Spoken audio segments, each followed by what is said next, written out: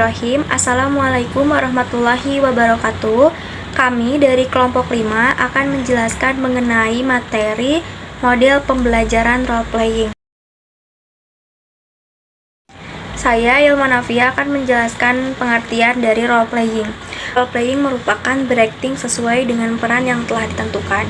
Model role-playing adalah suatu cara mengajar dengan cara mendramatisasikan bentuk tingkah laku dalam hubungan sosial. Role-playing juga merupakan suatu cara penguasaan bahan-bahan pembelajaran melalui pengembangan dan penghayatan siswa yang dilakukan untuk memerankan diri sebagai tokoh hidup atau benda mati. Nah, penghayatannya itu dalam suatu peran.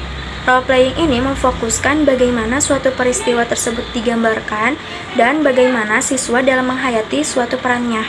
Sebelum memainkan drama, harus mengetahui dulu jenis dramanya itu apa, perannya itu sebagai apa. Nah, kemudian jenis mode pembelajaran role-playing ini jenis mode pembelajaran yang aktif dan menyenangkan, sehingga dapat meningkatkan motivasi dengan memainkan peran tokoh, sehingga siswa dapat melibatkan keterampilan emosional sebagai orang lain di luar dirinya.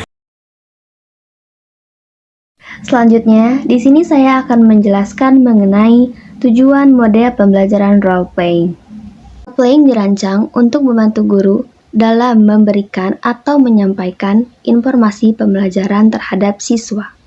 Dapat disimpulkan bahwa tujuan dari role-playing yaitu melatih siswa untuk berkomunikasi, berpikir kreatif, penyaluran bakat yang terdapat pada diri siswa, dan melatih siswa untuk lebih terampil dalam bersosialisasi di masyarakat, di mana role-playing yang dilakukan tidak lepas dari kebiasaan sehari-hari.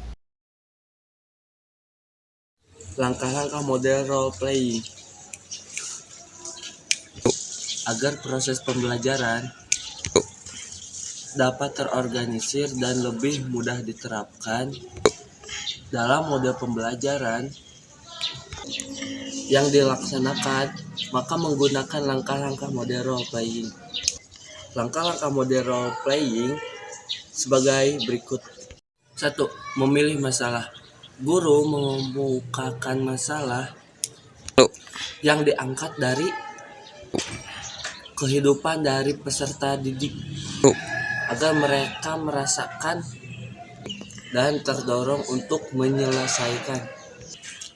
Pemilihan peran yang sesuai dengan karakteristik anaknya akan membuat si anak kita bisa mendeskripsikan karakteristik si anak dan apa yang harus dikerjakannya.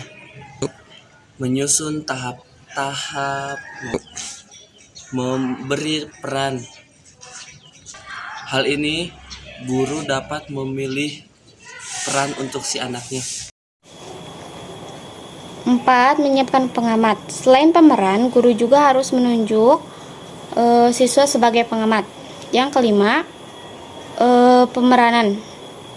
Permainan peran atau role-playing dilaksanakan secara spontanitas. Mungkin pada awalnya banyak siswa akan mengalami kebingungan dalam memainkan perannya atau bahkan tidak sesuai dengan peran yang seharusnya ia lakukan. Untuk kemungkinan juga ada yang memainkan peran yang bukan perannya. Nah, disinilah peran guru dibutuhkan. Guru pintar dapat menghentikan drama dan mengarahkan jalannya pertunjukan. Yang keenam, diskusi dan evaluasi. Ketika ada guru yang menyimpang, kemudian guru pintar menghentikan drama, ajaklah siswa untuk duduk bersama dan mendiskusikan permainan tadi. Kemudian ajak mereka untuk melakukan evaluasi terhadap peran-peran yang dilakukan. Beri kesempatan kepada siswa untuk memberikan usulan perbaikan seperti berganti peran atau mengubah alur ceritanya. Pada kegiatan diskusi dan evaluasi yang kedua ini, guru pintar dapat mengarahkan pada realita kehidupan nyata. Ajak siswa membandingkan bagaimana hal-hal yang terjadi dalam alur cerita yang diperankan teman-temannya terjadi di dunia nyata. Berikan siswa kesempatan untuk menyimpulkan berdasarkan perbandingan antara realita yang ada dengan kehidupannya. Yang ketujuh, menyimpulkan. Setelah siswa dapat melakukan perbandingan antara cerita dan realita, kini saatnya guru pintar mengajak siswa untuk berbagi pengamatan mereka yang berkaitan dengan tema role play yang telah dilakukan. Setelah itu, siswa akan membuat kesimpulan. Contohnya adalah siswa akan berbagi pengalaman tentang bagaimana siswa mengalami kegagalan dalam ujian. Kemudian guru mengajak siswa membahas bagaimana sebaiknya siswa menghadapi situasi tersebut, apa yang harus dilakukan supaya hal tersebut tidak terjadi, dan lain sebagainya. Assalamualaikum warahmatullahi wabarakatuh. Perkenalkan, nama saya Saskia Natasha. Saya dari kelas A2 PGSD dengan NIM 22060127 dengan nomor 42 akan menjelaskan sedikit mengenai kelebihan dari metode pembelajaran roleplay. Yang pertama, roleplay melibatkan seluruh siswa sehingga siswa-siswa ini dapat berpartisipasi untuk memajukan kemampuannya dalam bekerja sama. Dan yang kedua, siswa juga bebas untuk berekspresi dan juga mengambil keputusan secara utuh. Dan yang ketiga, permainan merupakan penemuan yang mudah dan dapat digunakan dalam situasi dan waktu yang berbeda. Dan yang keempat, guru dapat mengevaluasi pemahaman tiap siswanya melalui pengamatan saat melakukan permainan. Dan yang terakhir, metode ini merupakan pengalaman belajar yang sangat menyenangkan bagi para siswanya. Mungkin itu saja sedikit penjelasan mengenai kelebihan metode roleplay, dan selanjutnya akan dijelaskan oleh teman saya mengenai kekurangan dari metode ini. Sekian dari saya. Wassalamualaikum warahmatullahi wabarakatuh.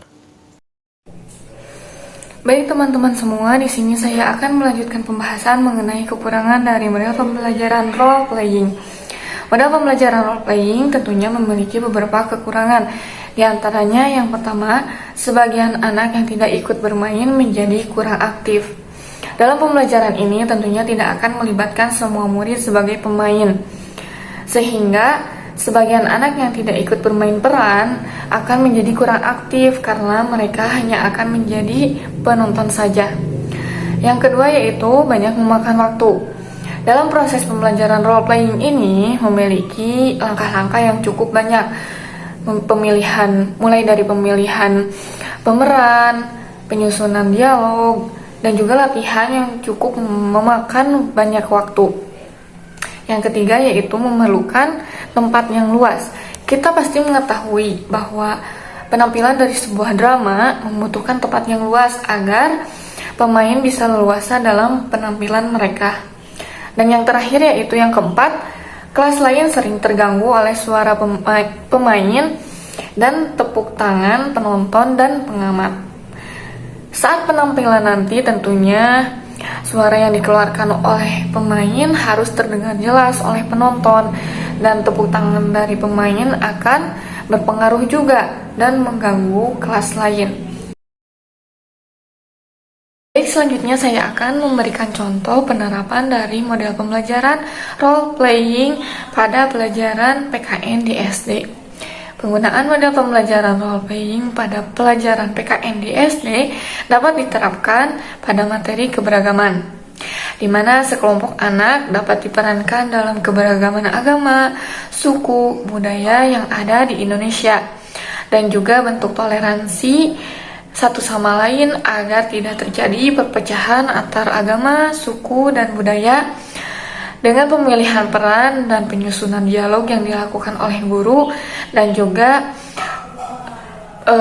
pengarahan dalam latihan agar dapat menampilkan penerapan model pembelajaran ini dengan terarah dan hasil yang baik.